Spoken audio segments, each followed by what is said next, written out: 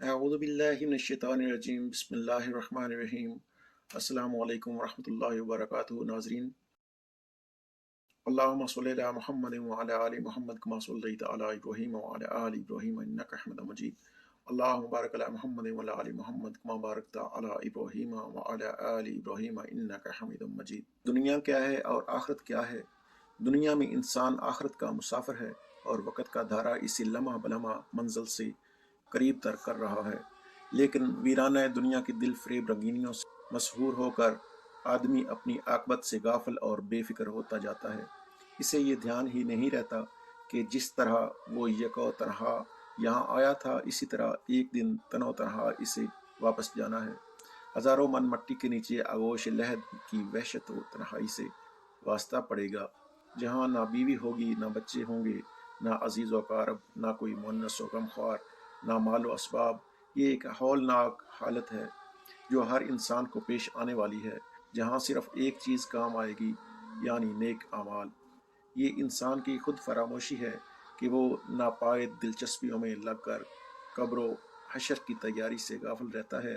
حضرات انبیاء اکرام علیہ الصلاۃ والسلام اور ان کے سچے متبعین حضرات اولیاء اعظام اور علماء اکرام انسان کو ان کی اسی خود فراموشی سے آگاہ کرتے ہیں اور انہیں خواب غفلت سے بیدار کرتے ہیں۔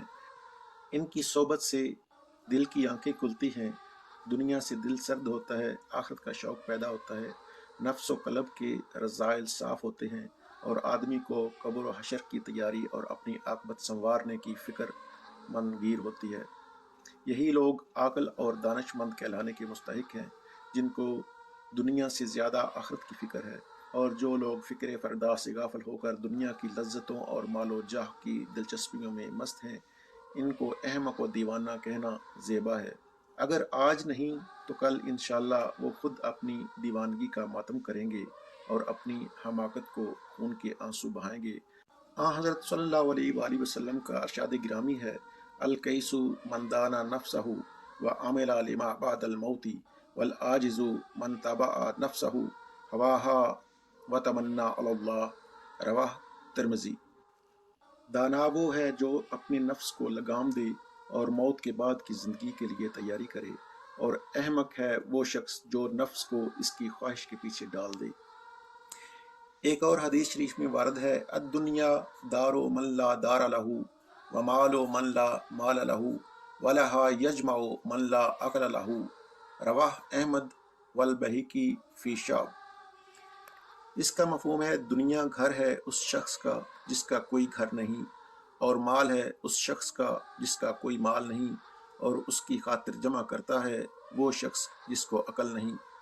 اس درس سے ہمیں یہ سبق ملتا ہے کہ دین کے ساتھ دنیا ہے، نہ کہ دنیا کے ساتھ دین۔ دین کے ساتھ ساتھ دنیا کو بھی چلانا چاہیے، لوگوں کو بھی ٹائم دینا چاہیے، یہ اللہ تعالیٰ کا اور اللہ کے رسول کا حکم ہے۔ لیکن ہم تو بالکل غافل ہو گئے ہیں، ہم نے تو اس دنیا میں دل لگا لیا ہے۔